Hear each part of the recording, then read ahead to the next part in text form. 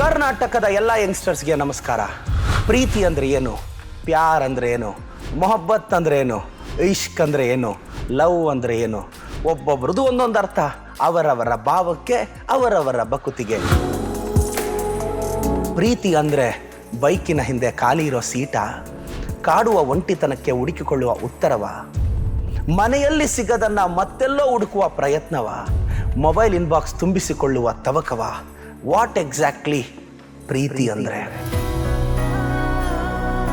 ಪ್ರೀತಿ ಅಂದರೆ ಪದೇ ಪದೇ ಪ್ರೀತಿಸ್ಬೇಕು, ಪದೇ ಪದೇ ಪ್ರೀತಿಸ್ಬೇಕು, ಪದೇ ಪದೇ ಪ್ರೀತಿಸ್ಬೇಕು, ಒಬ್ಬೊಬ್ಬರನ್ನೇ ಪ್ರೀತಿಸ್ಬೇಕು. ಅದು ಪ್ರೀತಿ ಅಂದರೆ. ಐ ಲವ್ ಯು ಅನ್ನೋ ಪದದಲ್ಲಿ ಐ ಫಸ್ಟ್ ಇರುತ್ತೆ, ಯು ಲಾಸ್ಟ್ ಇರುತ್ತೆ ಮಗ. ಮೀ ಟು ಅಲ್ಲಿ ಮೀ ಫಸ್ಟ್ ಇರುತ್ತೆ, ಟೂ ಲಾಸ್ಟ್ ಇರುತ್ತೆ ಮಗ. ನಾವು ಇನ್ನೊಬ್ಬರನ್ನ ಪ್ರೀತಿಸೋದು ಅವರು ನಮ್ಮ ಲೈಫಲ್ಲಿದ್ದರೆ ನಾವು ಚೆನ್ನಾಗಿರ್ತೀವಿ ಅಂತ, ನಾವು ಅವ್ರ ಲೈಫಲ್ಲಿದ್ದರೆ ಅವ್ರು ಚೆನ್ನಾಗಿರ್ತಾರೆ ಅಂತಲ್ಲ. ಅಷ್ಟಕಸ್ಮಾತು ನಾವು ಇನ್ನೊಬ್ಬರನ್ನ ಪ್ರೀತಿಸೋದು ಅವ್ರು ಚೆನ್ನಾಗಿರಲಿ ಅನ್ನೋ ಕಾರಣಕ್ಕೆ. ಆದರೆ ಲವ್ ಫೇಲ್ಯೂರ್ ಯಾಕೆ?